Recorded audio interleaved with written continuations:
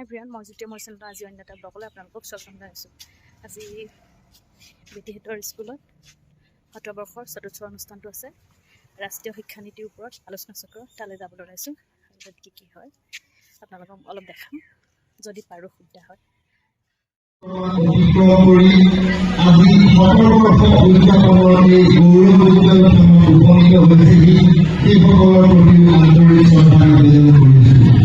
মই অভিনন্দন পাত্ৰ আজি আনুষ্ঠানিকভাৱে তেখেতসকলৰ প্ৰতি আন্তৰিক অভিনন্দন জ্ঞাপন কৰিছোঁ।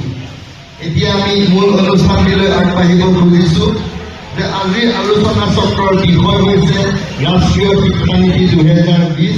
সেই সন্দৰ্ভত মই সঞ্চালকৰ মন্তব্যত নিশ্চয়কৈ দুআষাৰ কওঁ। দিনৰে পৰাই ভাৰতবৰ্ষৰ শিক্ষা ব্যৱস্থা অত্যন্ত সম্ভ্ৰান্ত আৰু আগবঢ়া। মধ্যযুগত বা আমাৰ ভাৰতবৰ্ষত যেতিয়া বিদেশী শক্তিৰ আক্ৰমণ চলিছিল, সেই সময়ত ভাৰতীয় শিক্ষা ব্যৱস্থাত কিছু আঘাতপ্ৰাপ্ত হৈছিল যদিও ভাৰতৰ যি শিক্ষা ব্যৱস্থাৰ যি দৃঢ়তা বা যি শিপা, সেই শিপা সদায় শক্তিশালী হৈ আছে।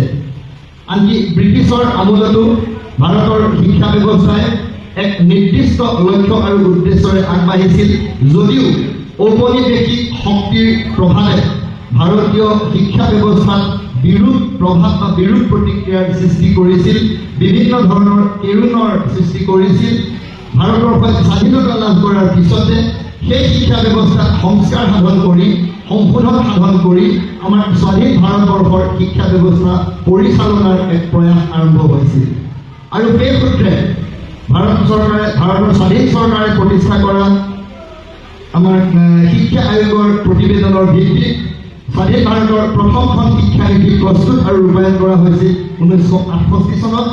তাৰ পৰৱৰ্তী সময়ত 1986 চনত ভাৰতৰ এখন নতুন শিক্ষানীতি প্ৰৱৰ্তন কৰা হয় আৰু সুদীৰ্ঘ 34 বছৰৰ মূৰত 1986 চনৰ পিছত স্বাধীন ভাৰতবৰ্ষত তৃতীয়খন শিক্ষানীতি 2020 চনৰ 29 জুলাই তাৰিখে ভাৰতবৰ্ষৰ প্ৰধানমন্ত্ৰী নৰেন্দ্ৰ মোদী ডাঙৰীয়াৰ অধ্যক্ষতাত অনুষ্ঠিত কেন্দ্ৰীয় কেবিনেটে কাৰ্যকৰী কৰে, গ্ৰহণ কৰে, গৃহীত কৰে আৰু তেতিয়াৰে পৰা পৰ্যায়ক্ৰমে সমগ্ৰ ভাৰতবৰ্ষতে স্কুল শিক্ষা, উচ্চ শিক্ষা, কলেজ শিক্ষা বা বিশ্ববিদ্যালয় পৰ্যায়ৰ শিক্ষাই হওক, কাৰিকৰী শিক্ষা, বৃত্তিমূলক শিক্ষা, প্ৰতি শিক্ষা খণ্ডতে এক আমূল পৰিৱৰ্তন আৰু সংস্কাৰ সাধনৰ উপকথা কৰি অহা হৈছে।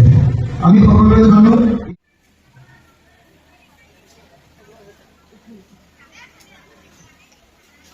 ছোৱালী ইয়াতে উৎপাত কৰি আছে। আয়ু বৃদ্ধি কৰিছে। সমান্তৰালভাৱে আপোনালোকৰ আগমনে আমাৰ উদযাপন সমিতি তথা বিদ্যালয়ৰ শিক্ষক শিক্ষয়িত্ৰীসকলৰ মনত উৎসাহ, উদ্দীপনা, আনন্দ আৰু সুখ। প্ৰথম অৱস্থাত আমি যিটো পালোঁ 5 বছৰ। এই 5 বছৰ আমি কেনেদৰে ছাত্ৰ ছাত্ৰীসকলক আমি কেনেদৰে ব্যস্ত ৰাখিম বা কোনখিনি কথা তেওঁলোকক আমি পঢ়াবলৈ দিম বা তেওঁলোকে কোনখিনি বস্তুৰ বিষয়ে তেওঁলোকে শিকিব পাৰে। এতিয়া প্ৰথম 5 বছৰৰ বাবে দুটা ভাগত ভাগ কৰিছে। প্ৰথম 5 বছৰটো 3 বছৰ আৰু 2 বছৰ। প্ৰথম 3 বছৰটো তেওঁলোকক অংগনবাড়ী হিচাপে তেওঁলোকক কিছুমান মাত্ৰ শৈক্ষিক ধাৰণা দিবলৈ কোৱা হৈছে। তেওঁলোকক শিক্ষাৰ ক্ষেত্ৰত বিদ্যালয়লৈ আহিব লগা যিটো ধাৰণা, সেই ধাৰণাটো বৰ্তিবৰ কাৰণে তেওঁলোকক প্ৰস্তুত কৰি তোলা হৈছে। তাৰে আকৌ প্ৰথম বৰ্ষ, দ্বিতীয় বৰ্ষ, তৃতীয় বৰ্ষৰ কিন্তু উদ্দেশ্যসমূহ বেলেগ বেলেগ। তাৰ পিছত আপোনালোকে কিবা প্ৰশ্ন থাকিলে মোক আপোনালোকে সুধিব পাৰিব। মই বৰ দীঘলীয়া নকৰোঁ।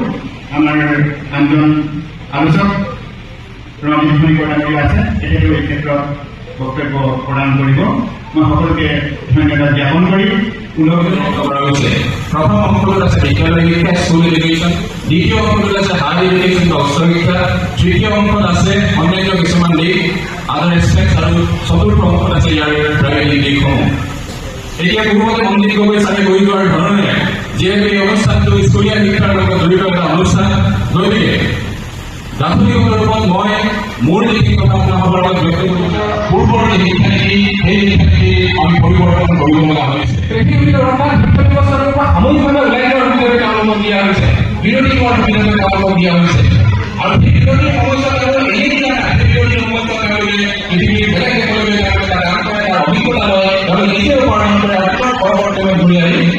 যিটো আনুষ্ঠানিক শিক্ষা সেই আনুষ্ঠানিক শিক্ষা হিচাপত আমি আগবাঢ়ি যোৱাৰ বাবে মানসিকতা গঢ়ি তুলিব লাগিব আৰু আটাইতকৈ ডাঙৰ কথা হৈছে আমি সমৰ্পিত মনোভাৱেৰে সঁচা অৰ্থত শিক্ষকতাৰ বৃদ্ধি আমি সেৱাৰ মনোভাৱেৰে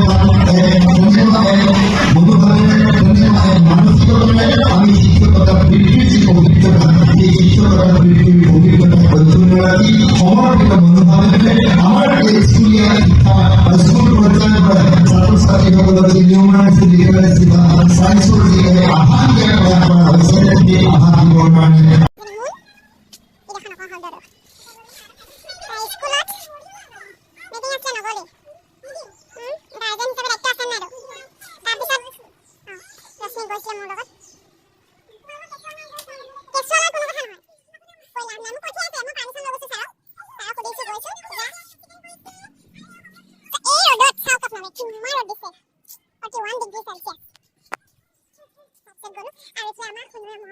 এতিয়া আমাৰ